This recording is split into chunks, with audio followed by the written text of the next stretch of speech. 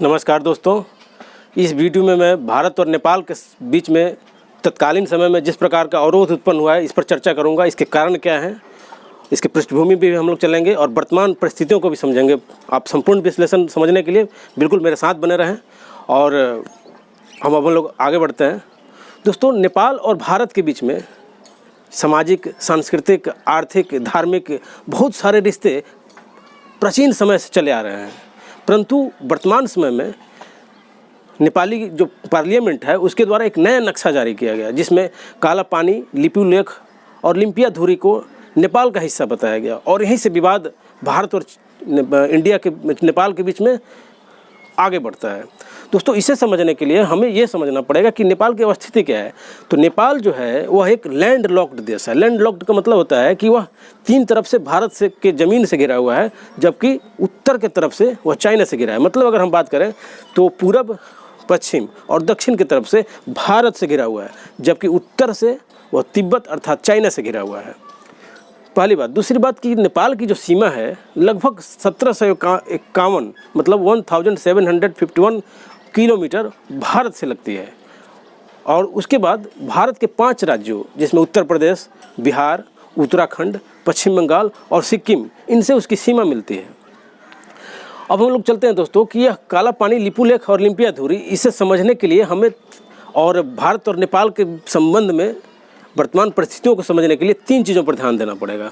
पहली बात, भारत और नेपाल के बीच में हुए 1816 ईस्वी का संधि। दूसरा, वर्ष 2015 में नेपाल में बना नया संविधान। तीसरी बात, नेपाल में बढ़ता कम्युनिस्ट पार्टी के प्रभाव और चीन के प्रभाव। हम संक्षिप्त में चर्चा करते चलेंगे। एक नंबर पर हम बात करते हैं। पहला नंबर, जब यह समय था दोस्तों 1814 ईस्वी का, जो नेपाल के शासक थे वो अपने साम्राज्य का विस्तार करना चाहते थे।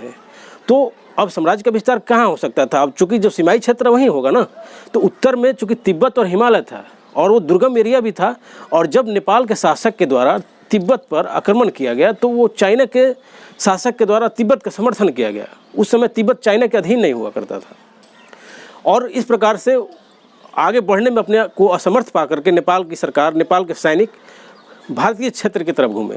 और ये 1814 ईस्वी की ही बात है कि भारत में उत्तर प्रदेश में बस्ती जिला में बुटवल एक जगह है, वहाँ 3 थानों पे नेपाली गोरखा सैनिकों के द्वारा आक्रमण किया गया। अब उस समय भारत में ब्रिटिश ईस्ट इंडिया कंपनी का शासन हुआ करता था। उस समय भारत के जो गवर्नर जनरल थे उनका नाम था लॉर्ड हेस्टिंग्स। उन्होंने अब यह निर्णय ले लिया कि नहीं, अब नेपालियों को सबक सिखाना पड़ेगा, अन्यथा उनका प्रभाव बढ़ता चला जाएगा। और नेपालियों का प्रतिरोध करने के लिए कर्नल गिलेस्पी को भेजा गया। हालांकि 1814 ईस्वी में और 15 के प्रारंभ में भी नेपालियों ने डटकर मुकाबला किया ब्रिटिश ईस्ट इंडिया कंपनी का, लेकिन और उन लोगों ने ब्रिटिश ईस्ट इंडिया कंपनी के कर्नल गिलेस्पी की हत्या भी कर दी, अर्थात तो मारा भी गया। परंतु अपने भूल से सबक लेते हुए, सीख लेते हुए ब्रिटिश ईस्ट इंडिया कंपनी ने नेपालियों को सबक सिखाना का प्रयास जारी रखा और कई मोर्चों पर लगातार नेपाली गोरखे पराजित होने लगे।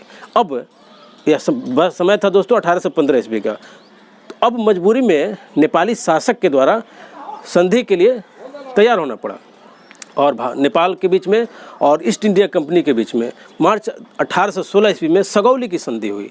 और इस संधि में का जो मुख्य बिंदु है, मैं उस पर ही चर्चा करूँगा।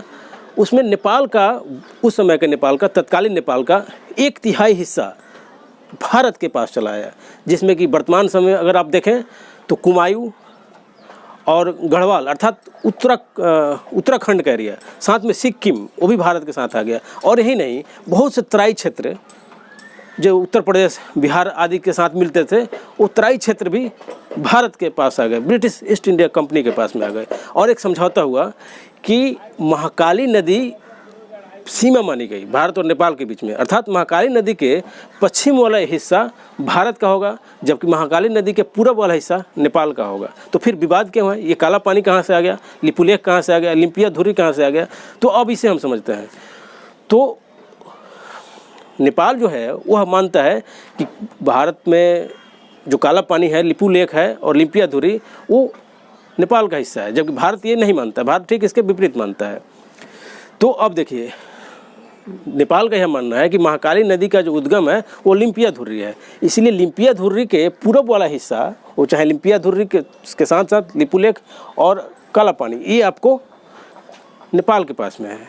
जबकि भारत ये मानता है कि नहीं, जो महाकाली नदी है जिसको हम शारदा नदी भी कहते हैं, उसका उद्गम लिम्पिया धुर्री नहीं होकर के काला पानी है। चूँकि महाकाली नदी कई धाराओं में निकलती है और उसकी मुख्य धारा काला पानी से ही होकर निकलता है, और इसीलिए भारत के द्वारा यह माना जाता है कि चूँकि 1816 ईस्वी का जो सगौली संधि था उसमें इस बात का स्पष्ट उल्लेख था कि महाकाली नदी की मुख्य धारा के पश्चिमी हिस्सा भारत का होगा और पूर्वी हिस्सा नेपाल का होगा। चूँकि उसकी मुख्य धारा काला पानी से निकलती है, इसीलिए काला पानी, लिपुलेख और लिम्पिया धुर्री ये भारत के अंग होंगे। अब देखिए दोस्तों, ये लिपुलेख जो है वो आपको उत्तराखंड में एक दर्रा है, पास है, जो कि उत्तराखंड को आपको तिब्बत से जोड़ता है। और एक और भी कारण है भारत और नेपाल के संबंध में, और चाइना के द्वारा विशेष रूप से इसमें दखलंदाजी किया जाता है उसको। अब देखिए दोस्तों, भारत के लोग जो मानसरोवर तीर्थ यात्रा करने जाते हैं, तो मानसरोवर बेसिकली तिब्बत में स्थित है, और मानसरोवर जाने के लिए 3 रास्ते हैं। एक है आपको नाथुला दर्रा जो कि सिक्किम में है, दूसरा है आपको लिपुलेख जो कि उत्तराखंड में है, तीसरा है आपको नेपाल के काठमांडू से हम लोग जा सकते हैं। अब तीनों को भी हम लोग समझ सकते हैं और तब हम इस पर ज़्यादा अच्छी से समझ पाएंगे इस बात को। तो जो सिक्किम में है दोस्तों नाथुला दर्रा, अगर नाथुला दर्रा से मानसरोवर की यात्रा होती है तो लगभग 900 किलोमीटर का फासला तय करना पड़ता है, और पहाड़ी एरिया है, बहुत ही अधिक समय लगता है।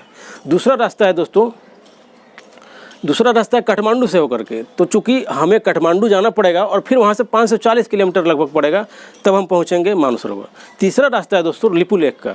अगर लिपुलेख में जो पास है वहाँ पे भारत सरकार के द्वारा, राजनाथ सिंह के द्वारा सड़क का शिलान्यास किया गया था, और वह सड़क 80 किलोमीटर का, अगर वह सड़क बनकर तैयार हो गया तो मात्र 90 किलोमीटर का फासला भारत के तीर्थयात्रियों को मानसरोवर जाने में करना पड़ेगा, जो कि 76 किलोमीटर का जो सड़क है वह बनकर तैयार भी हो चुका है। परंतु नेपाल के द्वारा उस समय भी विरोध जताया गया था और अभी तो विरोध जताया ही जा रहा है। और अब हम लोग समझते हैं दोस्तों कि भारत और नेपाल के बीच में जो ये संबंध है, तो 2015 ईस्वी की भी बात है, जो नया संविधान बना था नेपाल में, उस नए संविधान में मदेशियों को दूसरे प्रकार की नागरिकता दी जा रही थी, और भारतीयों के द्वारा, भारतीय राजनयिकों के द्वारा, भारतीय सरकार के द्वारा नेपाल पे दबाव डाला गया था कि नहीं, आप ही तो गलत कर रहे हैं।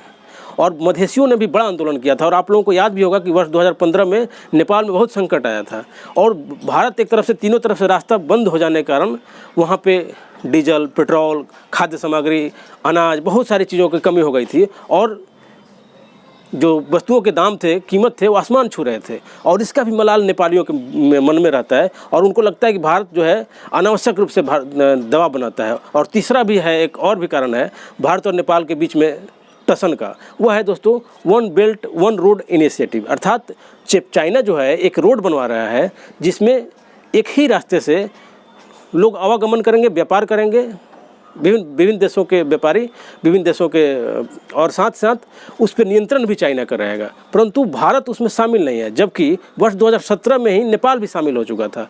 पाकिस्तान शामिल है पड़ोसी देशों में, नेपाल शामिल है, बांग्लादेश शामिल है, श्रीलंका शामिल है। परंतु वर्ष 2017 में नेपाल के शामिल होने से पूर्व भारत के द्वारा दबाव बनाया गया था कई अंतर्राष्ट्रीय मंचों के साथ साथ राजनयिकों के द्वारा भी। और यह बात नेपाली लोगों को, नेपाली गोरखों को खास करके ऐसे नगवार गुजरा कि जैसे भारत जो है बिग ब्रदर की भूमिका निभा रहा है, और उसी के एवज में भारत के खिलाफ में एक वातावरण बनता गया, जिसका परिणाम हम वर्तमान में देख रहे हैं कि किस प्रकार से नेपाल में भारत विरोधी गतिविधियों को अंजाम दिया जा रहा है। परंतु यह समय भी आएगा जब भारत और नेपाली एक दूसरे के फिर से उसी प्रकार के मैत्रीपूर्ण संबंध में एक साथ रहेंगे। धन्यवाद।